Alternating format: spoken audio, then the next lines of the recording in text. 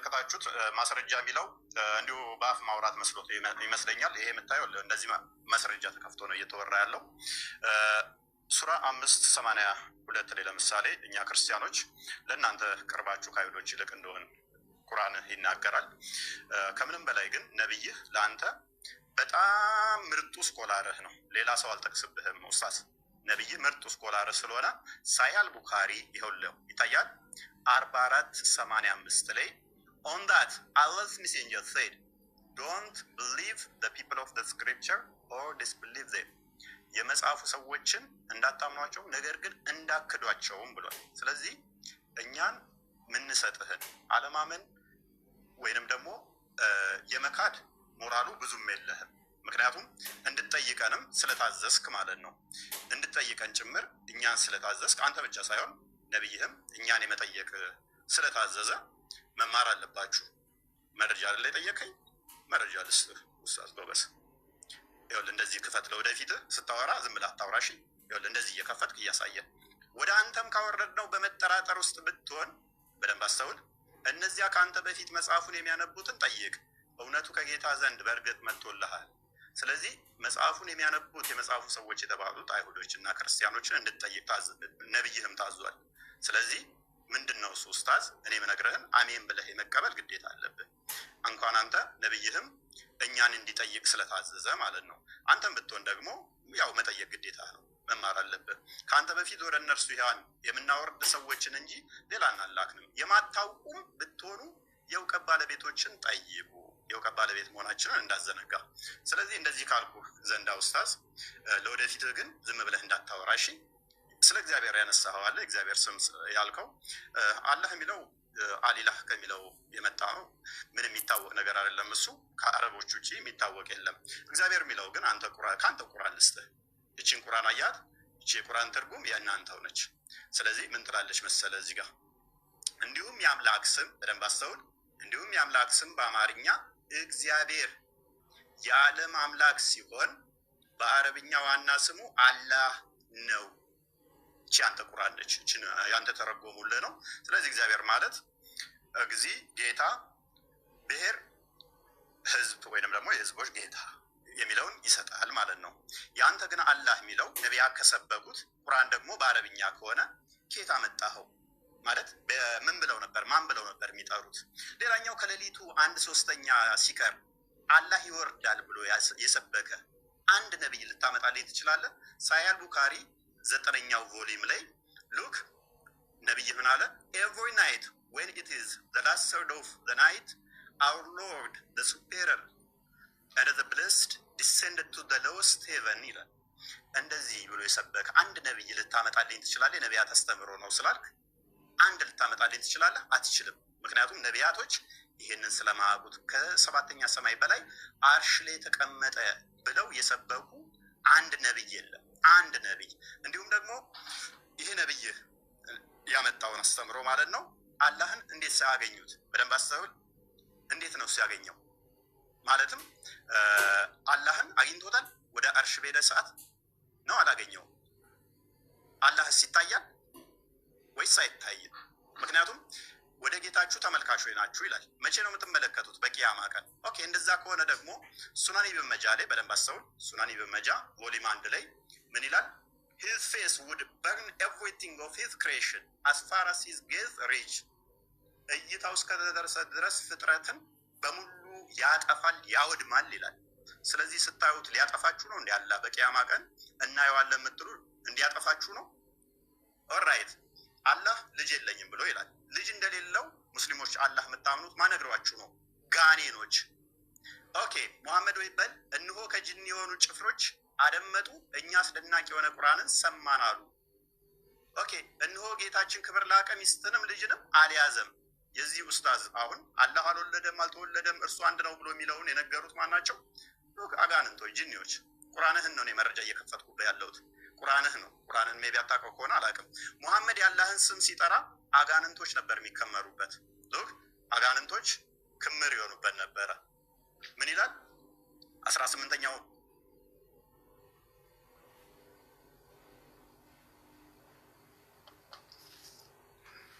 ተቆርጣ አልፎ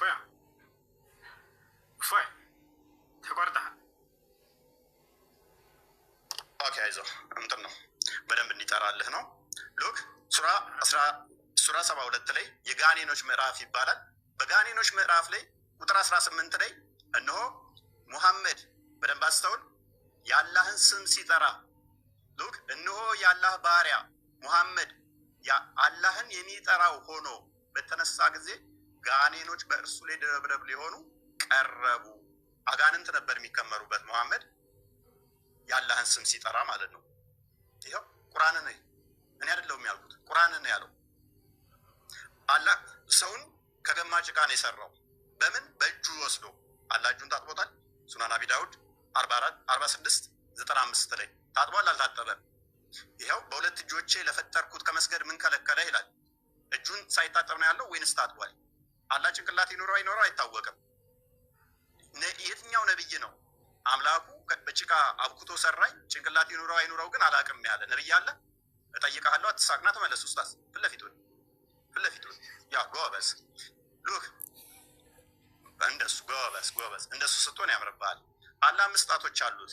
እነኚህ ፓርቶች በፓርቶች የተገነባ ከሆነ እሱ ፍጡር ነው። 5 ጣቶች ስላሉ ያው 1 2 ብላችሁ መቁጠር ትችላላችሁ። ሳይ ሙስሊም 27:86 ኤሌ ታገኙታላችሁ። አላህ 5 ጣቶች አሉት። ይሄ 5 ጣቶች እጆች ያሉት ጠፍራለሁ የለውም? ወንድማችን ኡስታዝ አለው የለውም?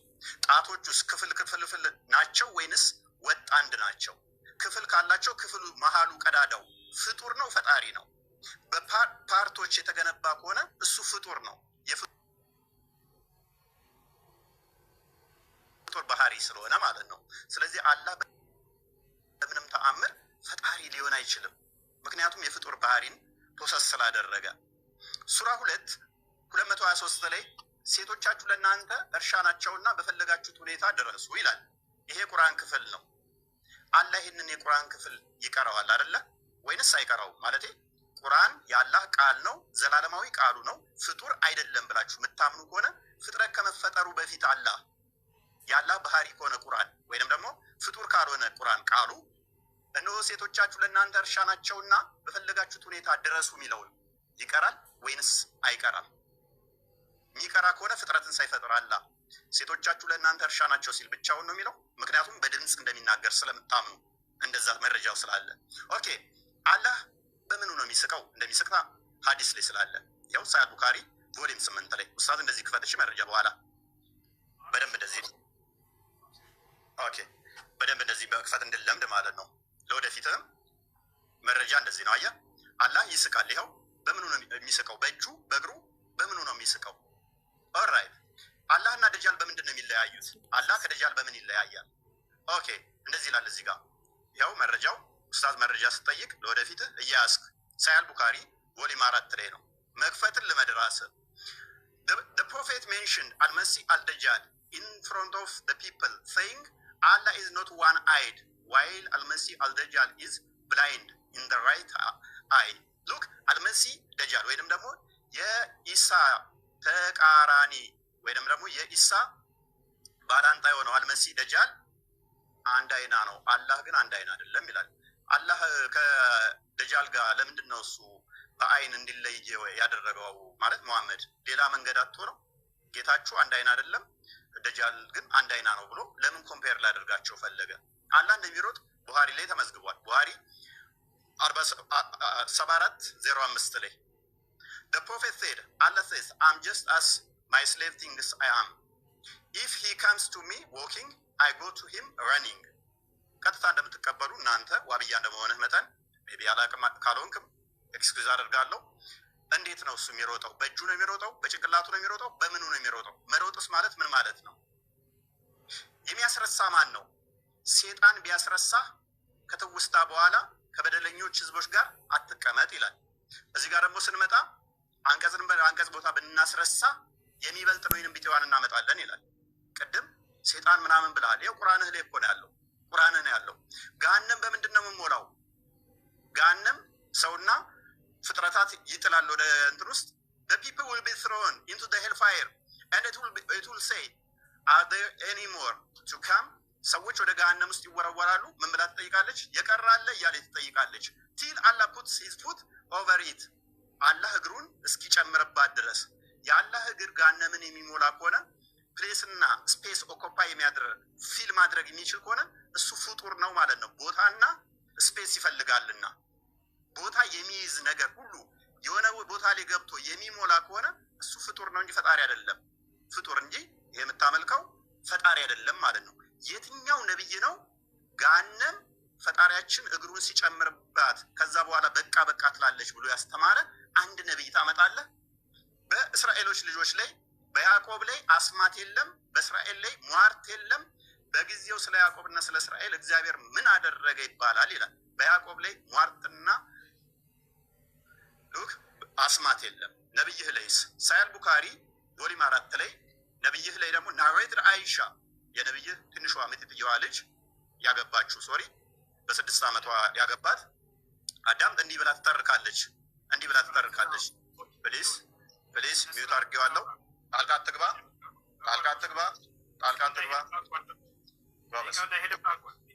ምናምን የሚል ቃል ተው። ትልቅ ነህ በቃ ከዚህ በኋላ አረጀ።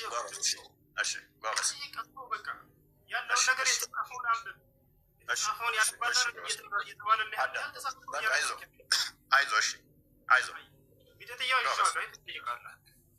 ችግር የለውም። እሺ ታዳምጣለህ። ጣልቃ ገባብኝስ ቃልህን አስተካክል። ወይ ሌላ አልተባልክም። ፖለቲካ ትስራ። ጣልቃ ገባብኝ እንዴት እናድርግ? በኋላ ጣልቃ ትገባብኛለህ? አልገባም ወይንም ይህንን ኮንፊርም አድርገኛል። ግን ቃላቶችን አስተካክል። ለተከታዮች እኔ ምንም ያጠፋሁት ነገር የለም። ስለዚህ ጣልቃ እየገባህ ግን አንተ እያስቸገርክ ነው አይደለ? ከየት ነው ያመጣኸው? ቆይ አዳምጥ። እሺ እኮ ጣልቃ አትግባ። አዳምጥ እኮ ተራዊን አይደለም ወይንስ እንዴት ነው? ዝም ብለህ መረባበሽ ነው የፈለከው? በቃ ይቅርታ፣ በቃ ቀጥል። እንዳትወጣ አደራህን፣ እንዳትወጣ ቀጥል። ጎበዝ። ስለዚህ መረጃ ታመጣለህ ካሁን በኋላ ስታወራ፣ ግን ጣልቃ አትግባብኝ በተቻለ መጠን። ወደፊቱ ይህንን ልመድሽ፣ ይህንን ትለምዳለህ። ይቅርታ በልሽ። ያው ጣልቃ አልገባም በል። በጣም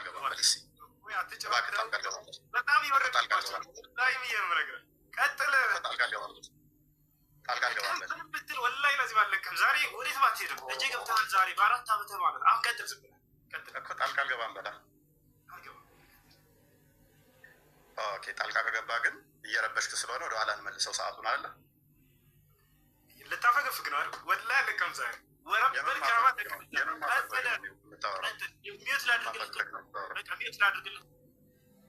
ሚዩት አድርገሽ ጎበዝ። ስለዚህ ታሁን በኋላ ጣልቃ አይገባም ወንድማችን ብዬ አስባለሁኝ። ምንም እንትን ያልነው ነገር የለም። ኤኒዌይስ እያየህ ሆኗል። ደቂቃውን አስጀምርልሃለሁ። ኦኬ አይሻ እንደተረከችው እንግዲህ በመጽሐፍ ቅዱስ ላይ አስማትና ድግምት አይሰራባቸውም። አይሻ እንደተረከችው ደግሞ magic was worked on Allah's prophet so that he began to fancy that he was doing things which he was not actually doing. Look, ድግምት ተሰርቶበት ያላደረገውን ያደረገ ይመስለው ነበር ትላለች አይሻ። ሌሎች መዛግብት ላይ ደግሞ የተገናኘ ከሚስቶቹ ጋር ይመስለው ነበር ብላ ትላለች ማለት ነው። ስለዚህ ወንድማችን እንዴት ነው እሱ የትኛው ነብይ ነው ማለት አላህ ይወጣል ይወርዳል ብሎ የሰበከ አንድ ነብይ ልታመጣለን ትችላለህ? ከሌሊቱ 1/3 ሲቀር አላህ ይወርዳል ሲል በምኑ ነው የሚወርደው? የአረፋት ቀን የአረፋት ቀን ይወርዳል ይለናል። እንዴት ነው የሚወርደው? መውረድ ማለት ምን ማለት ነው? ፖዚሽን ይቀይራል ማለት ነው። ዳይሬክሽን ይቀይራል ማለት ነው። ይሄ ደግሞ የፍጡራን ባህሪ እንጂ የፈጣሪ ባህሪ አይደለም። ታውቀዋለህ? ሜቢ ተተማርክ። እንዴት ነው እሱ? በምኑ ነው የሚወርደው? በምኑ ነው የሚንቀሳቀሰው? በምኑ ነው የሚወርደው? በምኑ ነው የሚሄደውስ? ማለት መረጃ ታመጣልኛለህ ቀጣይ። ሌላኛው ዋናው አላህ አባት አይደለም ብላችሁ ታምናላችሁ። አላህ አባት ያልሆነው ለምንድን ነው? አባት ተብሎ ማይጠራበት ምክንያት ምንድን ነው? እሱ አላህ ልጅ የሌለው ለምንድን ነው? እሱ ነቢያቶች የሰበኩት ፈጣሪ አባት ተብሎ ይጠራል፣ አላህ ተብሎ ይጠራል? ኖ ቁርአን ራሱ የተጻፈው ይህንን ለመቃወም ስለሆነ ሱራ 18:4 ላይ እነዚያን አላህ ልጅን ይዟል ያሉትን ሊያስፈራራ ወረደ ይላል። ለማስፈራራት ነው የወረደው። የሚያስፈራራው ቅድም ነው ሙዛጋ ማን ነው ብሎናል? ሰይጣን ነው ብሎናል። ሊያስፈራራ ወረደ ይለናል። ማስፈራራ ለምን አስፈለገው? ለምን ነው የሚያስፈራራን? ነቢያት የሰበኩትን ለምን ነው የማትቀበሉት? ነቢያቶች እንደሰበኩት አምናለህ? ለምሳሌ ሙሴ እንደዚህ ብሎ ያምናል። አንተ ታምናለህ? እናንተ አምላካችሁ እግዚአብሔር ልጆች ናችሁ ይላል። የአምላካችሁ የእግዚአብሔር ልጆች ናችሁ ታምናለህ አንተ እንደዛ ብለህ? ወይንስ ልክ አጋንንቶቹ እንደተናገሩት አላህ ልጅ የለውም ስላሉ አንተም ልጅ የላችሁም ትላለህ?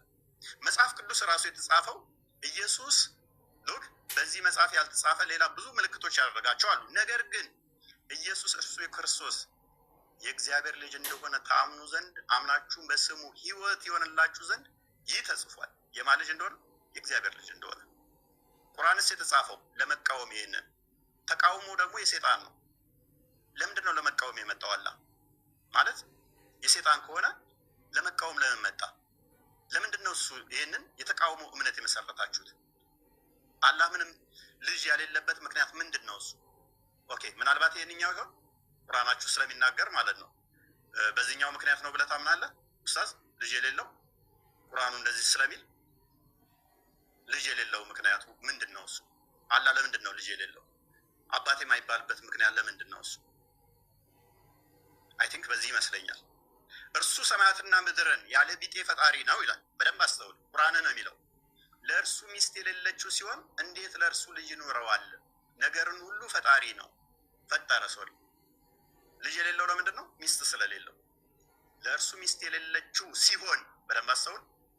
ለእርሱ ሚስት የሌለችው ሲሆን እንዴት ለእርሱ ልጅ ይኖረዋል? ይህንን ከምን አንጻር ነው? ከአጋንንቶች ጋር ነው አሁን የሚያለው። ከአጋንንቶች ጋር ለምንድን ነው አላህ እንደዚህ የተያዘው? ምክንያት ይኖረው ይሆን? ትመልስልን ይሆን ኡስታዝ? በመረጃ እንደዚህ እያወጣ ትመልስልን ይሆን? የአላህ እጆች ቀዝቃዛ ናቸው። ቅዝቃዜ ደግሞ በደንብ አስተውሉ። ቅዝቃዜ ከአንዱ ወደ አንዱ ሙቀት መቀበል አለበት ማለት ነው፣ ቀዝቃዛ ከሆነ። ይህንን ሎክ ሙሐመድ ምን ይላል? then I saw my Lord look sorry in the most high and the last of appearance, so I saw place I saw him place his palm between my shoulders. I sensed the coolness of his fingertips. የጣቶች መዳፎች አሉት። አላህ መዳፍ አለው፣ ጣቶች አሉት። እነኚህ ፓርቲሽን አለው ማለት ነው። እንደዚህ ፓርቲሽን አለው። እጅ እንደዚህ መዳፍ ካለው ቀኝና ግራ ካለው ይካበባል ማለት ነው። የሚያዋስነው የሚያካልለው አለ ማለት ነው። የሚያዋስነው የሚያካልለው አለ አላህን ማለት ነው። ይሄ ደግሞ የፍጡር ባህሪ አይደል እንዴ ኡስታዝ? አላህ ለምን ይሄን እንደዚህ ነው የምታምኑት? ምን ብላችሁስ ነው የምታምኑት? ሌላኛው ፍጡር አይደለም ብላችሁ ቁርአንን ቃሉን ያላህ ቃል ነው ፍጡር አይደለም ብላችሁ ታምናላችሁ። ለምሳሌ አሊፍ ላም ሚም፣ ይሄ ያላህ ባህሪ ነው። ፍጥረትን ከመፍጠሩ በፊት አሊፍ ላም ሚም ይላል። ይሄ ምንድነው እሱ ትርጉሙ? ለአላህ ምንድነው እሱ ይሄ ባህሪው ከሆነ? ምክንያቱም በድምጽ እንደሚናገርም ስለምታምኑ ማለት ነው። በድምጽ የሚናገር ከሆነ በድምጽ መናገር የጀመረው አላህ ፍጥረትን ከፈጠረ በኋላ ወይንስ ከመፍጠሩ በፊት በድምጽ ይናገር ነበር አላህ? ይኸው በድምጽ እንደሚናገር ባህሪ 47:11 ላይ አላህ ሊትራሊ ድምጽ አለው ብላችሁ ስለምታምኑ፣ ስለዚህ እችን ሲቀራት ማለትም ለጅብሪል ሲነግረው አሊፍ ላም ሚም ብሎ ነው። አንተ ታርመኛለህ ኡስታዝ ስለሆንክ የእሱ ድምፅ እንዴት እንደሆነ በድምፅ ስለምታምኑ። ፍጥረትን ከመፍጠሩ በፊትስ ይህን ድምፅ ይጠቀመው ነበር ወይ? ምክንያቱም ድምፅ ደግሞ ሶሊድ፣ ሊኩዊድ ወይም ጋዝ እነኝህን ስቴቶች ይፈልጋል ለማለፍ። ያላስ ድምፁ በምን ውስጥ ነበረ ፍጥረትን ከመፍጠሩ በፊት የሚተላለፈው? እነኚህ ደግሞ እነኚህን የሚፈልግ ድምፅ የሚፈልግ ከሆነ እሱ ፍጡር ነው ማለት ነው። አሊፍ ላም ሚም ብቻውን ፍጡር ነው? ፍጡር አይደለችም ኡስታዝ። ምን ብልሃት ነው የምታምነው? ሌላኛው ኦኬ ቁርአን ፍጡር ካልሆነ በደንብ አስተውል። ቁርአን ፍጡር ካልሆነ ኦኬ በገረጣ መልክ ይመጣል ይላል። ታምናለህ እሱን?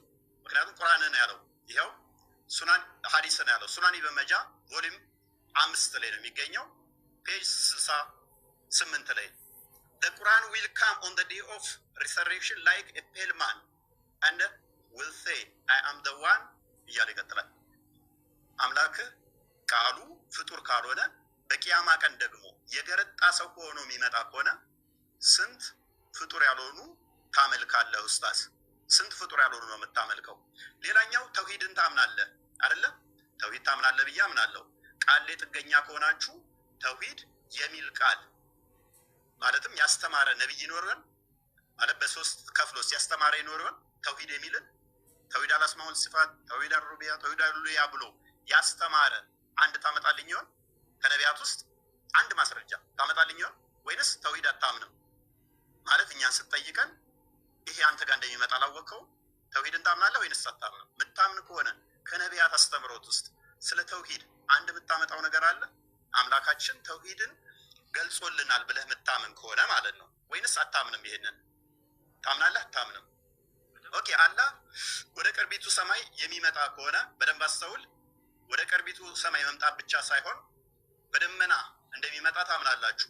በደመና የሚመጣ ከሆነ መቼ? በቂያማ ቀን ከመላእክቱ ጋር በደመና ውስጥ በደመና ጥላ ውስጥ ሆኖ ይመጣል። ስለዚህ ፍጡር ውስጥ ይገባል ማለት ነው። አላህ ሁለት ቀኝ እጆች ካሉት አላህ ፊትና ኋላ ካለው ደመና ውስጥ የሚገባ ከሆነ ፍጥረት ያካብበዋል፣ ያካልለዋል፣ ያዋስነዋል ማለት ነው። እሱ የፍጡር ባህሪ ነው፣ ፈጣሪ ሳይሆን። ፍጥረት የሚያካብበው ከሆነ ፍጡር ይሆናል ማለት ነው። ይኸው አላህ እና መላእክቱ ከደመና በሆነ ጥላ ውስጥ ሊመጧችሁ እንጂ አይጠባበቁም።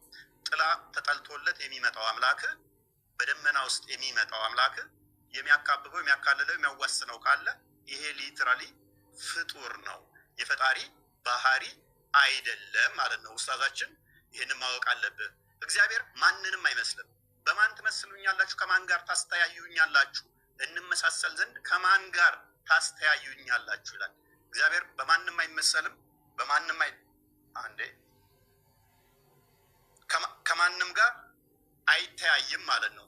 ስለዚህ ለእግዚአብሔር መጣ፣ ሄደ፣ ቆመ፣ ተነሳ ተብሎም አይነገርም። እግዚአብሔር ምን ስለሆነ መንፈስ ነው። እግዚአብሔር መንፈስ ነው። ሎክ ሰዓቱን ታይልኝ ከይቅርታ ሰዓት ጨርሰናል። ቴንክ ዩ። መረጃ እየከፈትክ እንደዚህ ትቀጥላለህ። ጎበስ። እንግዲህ ልናወራ የመጣ ነው አርእስቱ እንዳያችሁት የነቢያት አምላክ የትኛው ነው የሚል ነበር።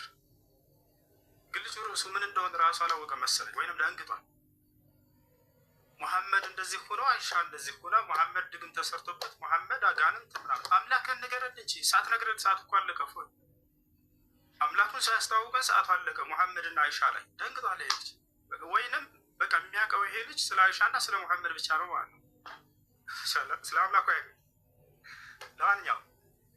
ለማንኛውም እያነሳ ይሄ በአንተ ዘንድ እንዴት ነው እያለ የሚጠይቀው ነገር አለ። ያንን እስኪ እናንሳለን። ይወርቻል ምንድን ነው አንዴ አላህ ከሙስሊሞች ከቁርአኖች ምናምን አይታወቅም የሚል ቃል መጀመሪያ ሲያነሳ ነበር። ይወርቻል እግዚአብሔር ከኢትዮጵያዎች ይሄ ስም አይታወቅም ብትል የተሻለ ነበር። ፎይ የትኛውም ዓለም ላይ መስቀል አንጠልጥሎ እንደዚህ የዓለም ክርስቲያን ጋር ሄዳ አምላክ ማን ነው ብትላቸው ያንተን የአምላክን ስም አይነግሩም እኮ። ከኤርፖርት አያልፍም እግዚአብሔር የሚለው ስም ማለት ነው። አንተ ሌላ ዓለም ላይ ይታወቃል ካልክ ይህን በማስረጃ ታሳያለህ። አላህን ግን ሙስሊሞች ብቻ ናቸው ወይ የሚያውቁት አምላክነቱን? በቁርአን ላይ ብቻ ነው ወይ? አይደለም። በምን ይታወቃል? በራሱ መጽሐፍ ላይ የአረብ ክርስቲያኖች አሁን ብሉይ ኪዳንና አዲስ ኪዳን ለናሙናነት ያክል ሙሴና ኢየሱስ አምላካቸውን አላህ ብለው እንደሚጠሩ በአረበኛ መጽሐፍ ቅዱስ ላይ ላሳየ ነው በማስረጃ። አላህን የምናውቀው እኛ ብቻ አይደለም። የራሱ የገዛ መጽሐፉን አያውቀውም። ላሳየች ኦሪት ዘፍጥረት ምዕራፍ 1 ቁጥር 1 ምን ይላል? የአምላክ ስም አላህ መሆኑን ሙስሊሞች ብቻ ሳንሆን የግብፅ ኦርቶዶክስ አባ ተክለ ሃይማኖት ዌብሳይት እንደውም ማመጣለህ ከዚህ ነው። አባ ተክለ ሃይማኖት ዌብሳይት አለ። ያውና እዚህ ጋር መውቂዕ አንባ ተክለ ይላል። መውቂዕ አንባ ተክለ ሃይማኖት የአባ ተክለ ሃይማኖት ዌብሳይት ማለት ነው። በኢትዮጵያ እንግዲህ ቅዱስ አባ ተክለ ሃይማኖት ብላችሁ በምትጠሩት በእሱ የተሰየመ ነው። ኦሪት ዘፍጥረት ምዕራፍ 1 ቁጥር 1 አተክዊን ይላል። ስፍር ተክዊን ኦሪት ዘፍጥረት ማለት ነው። ይህን ተማር አረበኛ ምራታችን መሰለኝ። ምዕራፍ 1 ቁጥር 1 ላይ ምን ይላል? ፊል በድኢ ኸለቀ አላሁ ሰማዋት ወልአርድ። አላሁ አክበር። ምን ይላል በአረበኛው? አላህ በመጀመሪያ ሰማይና ምድርን ፈጠረ ይላል። የጀማ ይሄ ያሳያቸው ያለሁት ቁርአን እንዳይመስላችሁ የራሱ የገዛ መጽሐፉ ነው። በገዛ መጽሐፉ ላይ አምላክን አላህ ብለው ይጠራሉ የአረብ ክርስቲያኖች። ይሄ ከብሉይ ኪዳን ነው። ከአዲስ ኪዳን ደግሞ ለናሙናነት ያክል ላሳያችሁ። የት እንገባለን? ያው እና እዚህ ጋር አልኪታቡል ሙቀደስ መጽሐፍ ቅዱስ። እሺ እዚህ ጋር ሁለቱ መጽሐፍቶች አሉ። አልዓህድ አልጀዲድ አዲስ ኪዳን ላይ ልገባ ነው። አዲስ ኪዳን ላይ ልገባ ነው። አዲስ ኪዳን የሐዋርያት ሥራን እስኪ እንመልከት። ስፍር አዕማል ረሱል የሐዋርያት ሥራ ምዕራፍ 2 ቁጥር 22 ምን ይላል? ተመልከቱ። ቁጥር 22 ላይ በደንብ ተመልከቱ። أيها الرجال الإسرائيليون اسمعوا هذه الأقوال يسوع الناصري رجل قد تبرهن لكم من قبل الله بقوات وعجائب وآيات صنعها الله بيده يا الله سم من ይላል? እናንተ የእስራኤል ልጆች ሆይ ይሄን ንግግሬን ስሙ። እናንተ እንደምታውቁት የናዝሬቱ ኢየሱስ አምላክ አላህ በእርሱ በኩል ድንቅና ተአምራትን ያደረገለት ለእናንተ የተገለጠ ሰው ነበር ይላል። ያው አላህ የአረበኛው መጽሐፍ ቅዱስ ይሄ ቁርአን አይደለም። ይሄ ልጅ ምን አለ?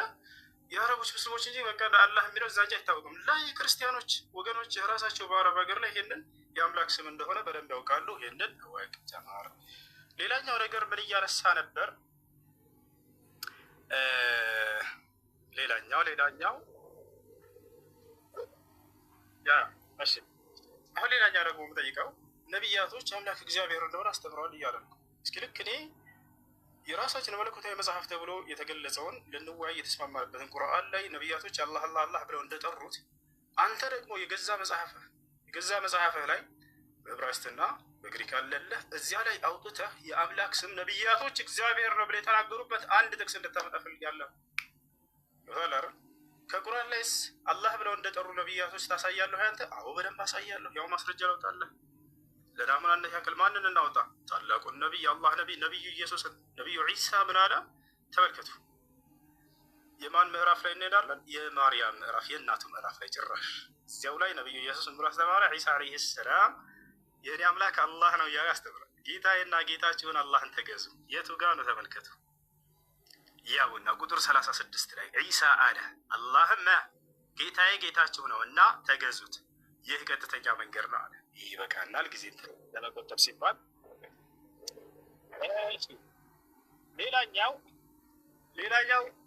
ሌላኛው ምን ብሎ ነበር? አላህ ከአርሽ በላይ ነው። አላህ ከአርሽ በላይ ነው ትላላችሁ።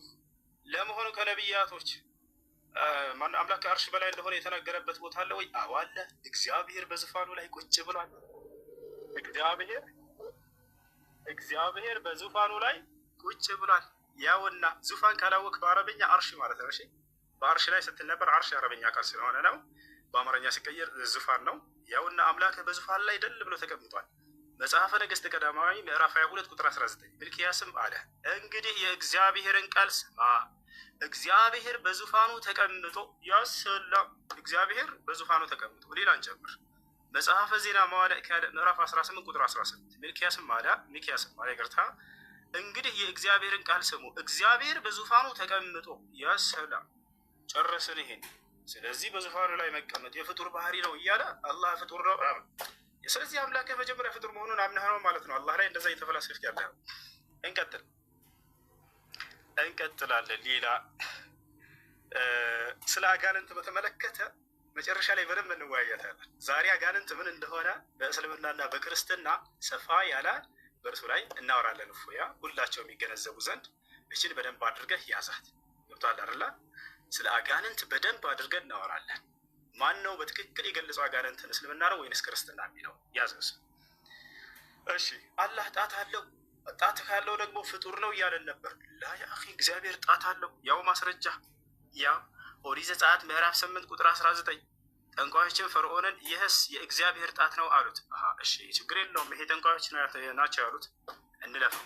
ሌላ ማና ነገር ኢየሱስ ክርስቶስ እኔ ግን በእግዚአብሔር ጣት አጋንንትን የማወጣ ከሆንኩ አለ ኢየሱስ ክርስቶስ ያሰለው። ስለዚህ እግዚአብሔር ጣት አለው። ጣት ካለው አንድ ነገር ፍጡር ነው ማለት ነው እያለ የራሱን ፍልስፍና ይሰራል። ይሄ ልጅ ብዙ ጊዜ ላይቭ ላይ ተቀምጦ ይሄን ነበር የሚያደርገው። ዛሬ ተገኘህ አልሐምዱሊላህ። የሆነ ሐዲስ ያነሳና የራሱን ፍልስፍና ይሰራል። የሆነ ቁርአን ያነሳና የራሱን ፍልስፍና ይሰራል። በዚያ ከታች ያሉት ወገኖችን ያሰቃል። በቃ እውነት ላይ ያሉ ያስመስላቸዋል። ይወታቸዋል። ያ ነው አሁን የራስን ፍልስፍና ከዚህ ይህን። ስለዚህ አላህ ጣት ስላለው ፍጡር ነው ያለ አንድ ሊቅ ልታመጣልህ ትችላለህ? ከሊቃውንቶቻችን ከሙፈሲሮቻችን ወፍኬትም አታመጣም። ነገር ግን አንተ አምላክ ጣት አለው ብለህ ካመንክ ይሄ የፍጡር መገለጫ ነው ካልክ አምላክ ፍጡር መሆኑን አምነህ ነው ማለት ነው የመጣው። ያው ኢየሱስ ክርስቶስ ራሱ እግዚአብሔር ጣት እንዳለው ተናግሯል ማለት ነው። እንቀጥላለን። እሺ ምን ብሎናል? አላህ ሰማይና ምድር ከመፍጠሩ በፊት ቁርአን ይቀራ ነበር ብሎናል።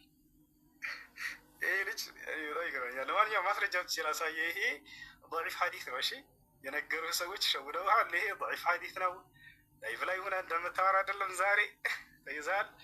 ያውና አላህ ሰማይና ምድር ከመፍጠሩ በፊት ቁርአን ይቀራ ነበር እያሉ ቢነግሯቸው ያው ሐዲሱ ከነ ማስረጃው ላሳያቸው። إن الله عز وجل قرأ طه وياسين قبل أن يخلق السماوات وقبل أن يخلق الخلق ب1000 عام فلما سمعت الملائكة القرآن قالت طوبى لأمة ينزل عليهم هذا وطوبى لأجواف تحمل هذا وطوبى لألسنة تنطق بهذا. حديث من دونه ضعيف يا إسناده ضعيف ضعيفና ውሸት የሆነ ሐዲስ ነው። ላይቭ ላይ ገብቶ ሲያወራ የሚውለው ታዲያ እንደዛ መስሎ ዛሬ መጣ ከሙስሊሞች ፊት ያው ውሸት መሆኑ ተጋለጠ። ሁልጊዜ ባገኘሁና እንደዚህ ሁሌ በገለጠ ከዚህ በኋላ የምትገባ ይመስለኛል እንዲህ አይነት ውሸት እያሸከፍታቸው። ለማንኛውም እስኪ ወደ አማርኛ እንቀይርላቸው። አረበኛ ነው ብሎ በአረበኛ ተደብቃቸው እንዳይል ያው እና እዚህ ጋር የሐዲሱ ሰንሰለት ደካማ ነው፣ የትረካ ሰንሰለቱ ደካማ ነው። ضعيف ሐዲስ ይዘህ የምትመጣ ከዚህ በኋላ ضعيف ሐዲስ ይዘህ እንዳትመጣ። አጣራ መቼ ነበር ጠይቅሽ ሙስሊሞችን ይሄ ነገር እንዴት ነው ضعيف ነው ሐዲስ ነው እኔ እንዳው ሰው የሆነ መስሎኝ ነው ምናምን እያልክ ያንን ትልትል ጥሩ ነው። ፊትን ለምን እንደደበቀ አላውቅም። ወላሂ ላዚም እኔ ፊት ለፊት እየተወያየሁት ፎያ በቀጣይ እንድትወጣ ነው። እሺ የፊትን ገጽታ ማየት ፈልጋለሁ። እሺ ችግር የለውም ችግር የለውም። እሺ ቅድም አንተ በራስህ ሰዓት እያሳየው ስለሆነ ነው። አይሽ ነው። እሺ ተስማማ። እሺ እና ይሄ ነው አላህ ይወርዳል ይለናል። ማን ነው ከነቢያት አላህ ይወርዳል ብሎ ያስተማረ? ያ በደንብ አድርጎ እግዚአብሔር ይወርዳል። ኦሪት ዘፍጥረት ምዕራፍ 11 ቁጥር 5 ያው እግዚአብሔርም የአዳም ልጆች የሰሩትን ከተማና ግንብ ለማየት ወረደ። ምድር ላይ ግንብና ከተማ ለማየት ይወርዳል እግዚአብሔር ያሰራል። ስለዚህ ምን ብሎ ቀደም የሆነ እንትን አስቀምጧል። አላህ ይወርዳል ከተባለ ስለዚህ ፍጡር ነው አለ። ተመልከቱ፣ አላህ ይወርዳል ስለተባለ ፍጡር ነው ያለ አንድ ሙፈሲር አምጣ ብለህ ወፍ የትም አታመጣ። የማን ነው? የአንተ ፍልስፍና። ነገር ግን ይህንን መስፈርት አንተ የፍጡርነት መስፈርት ካደረግከው እግዚአብሔር ፍጡር መሆኑን አምነህ ነው ማለት ነው የመጣኸው። አሁንም ገብቶሃል አይደል? እያንዳንዱ ለምታነሳው ትችት ሁሉ በመጽሐፍህ ላይ አለፉ። ምናልባት አንተ መጽሐፉን ላታውቅ ትችላለህ። ገብቶሃል? ስለ መጽሐፍ ስለ ክርስትና ብዙ የምታውቅም አይመስለኝም። እኔ አላውቅም ብቻ ገብቷቸዋል። ቢያውቅ ኖሮ ይሄ ልጅ ለትችት አያመጣውም ነበር። ቁርአንና ሐዲስ ላይ ያለውን ያው መጽሐፌ ላይ ያለ እኮ እንዴት ነው ሰዎች ላይ ያለውን ሂጅ ልተች የምችለው ብሎ ያውቅ እንትን ራሱን ይወቅስ ነበር። ገብቷቸዋል። ግን መጽሐፉን አያውቅም። ያው መጽሐፍህ ላይ አምላክ ይወርዳል እኮ ለዚያውም ግንብና ህንፃ ለማየት ምድር ላይ የተሰራ ግንብና ህንፃ ለማየት። ይሄ ነው እና ፎያ ከዚህ በኋላ ይህንን ባትደግሙ ሌላ ቦታ ላይ በጣም ነውር ነው። እሺ እና ይህ ነው። ሌላኛው ተውሂድን ያስተማረ ነብይ እያለ ነበር። ተውሂድን ያስተማረ ነብይ ተውሂድ ብሎ ማለት ኢፍራዱላሂ ቢልዒባዳ አምላክን አላህን በብቸኝነት ማምለክን ያስተማረ ማለት ነው። ታዲያ ነቢያቶች ሁሉ አንዱን አምላክ በብቸኝነት አስተምሩ እያሉ በደንብ አስተምረዋል። ገብተዋል። ይሄ በመጽሐፍህም ላይ አለ። አንዱን አምላክ እንድታመልኩ በእኛም መጽሐፍ ላይ አለ። ለናሙናነት ያክል ከአንተ መጽሐፍ ከእኛም መጽሐፍ እንግለጽ። ኢየሱስ ክርስቶስ ዮሐንስ ወንጌል ምዕራፍ 17 ቁጥር 3 ላይ ምን አለ? وهذه هي الحياة الأبدية أن يعرفوك أنت الإله الحقيقي وحدك ويسوع المسيح الذي أرسلته إلى يمزعف كدوسانو بعربيانو من مالتنو ይችነች የዘላለማዊ ህይወት አለ። አባት ወይ አንድና ብቸኛ እውነተኛ ሆንክ አምላክ። አባት የሚለውን ያንተ ግንዛቤ ቢሆንም ያ አንድ አምላክ የሚለውን ቃል ግን ያ ብቸኛ እንደሆነ ክርስቶስም አስተምሮታል። ይወጣል አይደል? ብቸኛ እንደሆነ አስተምሮታል። በርካታ ቦታ ላይ መጽሐፍቶች ላይ አምላክ አንድ እንደሆነ አስተምረዋል። በቁርአንም ላይ ስንመጣ እንዲሁ የአምላክ አንድ ብቻ እንደሆነ አስተምረዋል ነቢያቶች ማለት ነው። አንድ አምላክ ብቻ ነው። ሙሴ ለምሳሌ ምን አለ? ሱራ ጣሃ ላይ ኢነማ ኢላሁኩም አላህ ላ ኢላሀ ኢላሁ ወሲዐ ኩለ ሸይኢን ዒልማ አለ። አምላካቸው እርሱ አላህ ብቻ ነው፣ ከእርሱ በስተቀር ሌላ ማንም አምላክ የላቸውም ማለት። ነገር ግን ባይሆን በዚሁ አንጻር ወደ አንተ ስንመጣ ጊዜ አምላክ አንድም ሶስትም ነው ብለህ ታምናለህ አንተ ክርስቲያን እንደመሆነ መጠን። ገብቶሃል አይደል? ስለዚህ ያ በመለኮት አንድ በአካል ሶስት ብሎ ወይንም ደግሞ አምላክ